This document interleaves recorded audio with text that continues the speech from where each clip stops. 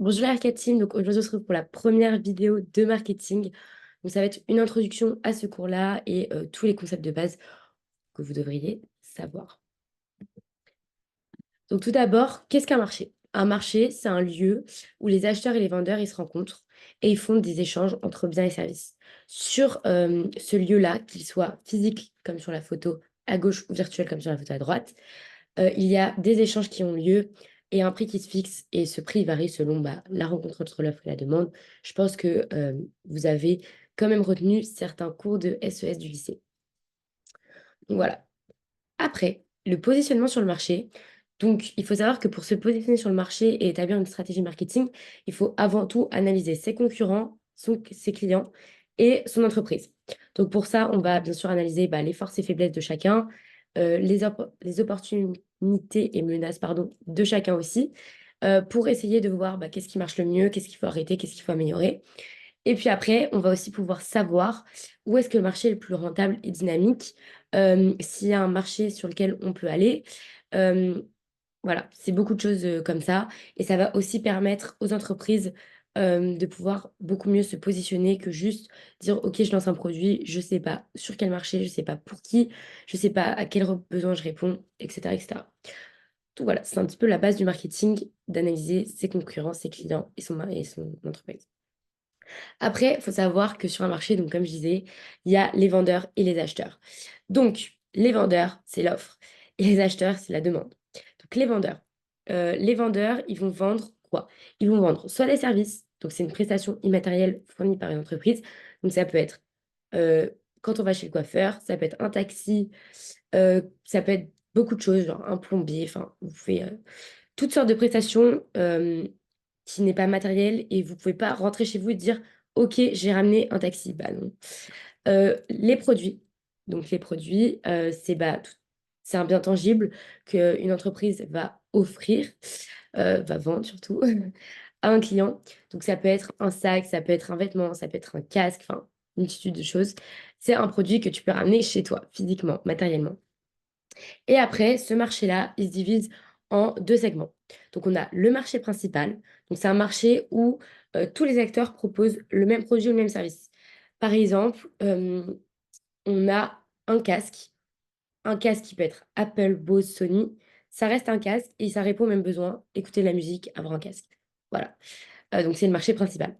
Après, le marché générique.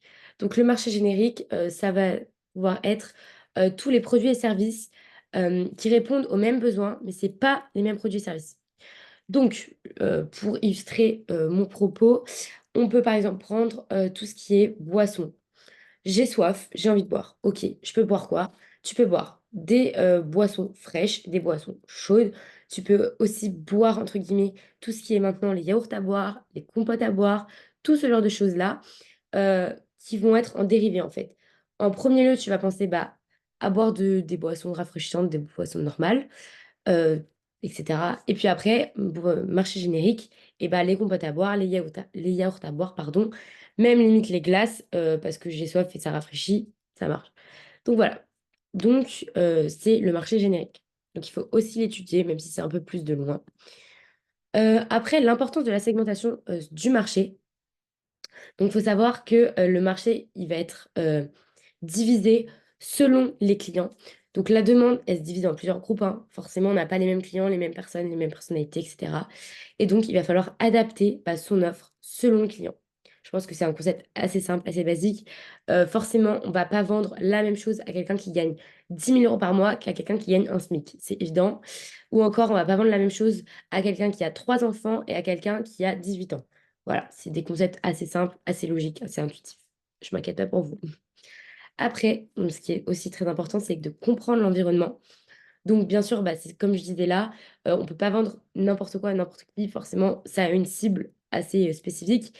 Et on doit aussi s'adapter à notre environnement. C'est-à-dire que si nous, on a envie de vendre de la drogue, c'est votre problème. Sauf que c'est pas légal. Donc, vous pouvez pas. Bip, on peut pas. Euh, plein de choses comme ça. Ça va aussi dépendre de la situation politique et sociale, environnementale, tout ceci. Vous avez bien vu avec le Covid, forcément, par exemple, les masques du chirurgical, personne n'en avait acheté avant le Covid, sauf les gens concernés en médecine. Donc forcément, le marché là a explosé, pénurie, etc. Donc voilà, il faut aussi comprendre l'environnement et adapter les produits en fonction de ce qui se passe dans le monde. Voilà. Après, donc on va aussi adapter sa stratégie marketing euh, selon les 4 P. Donc je ne sais pas si vous connaissez cette stratégie-là, ça s'appelle le marketing mix.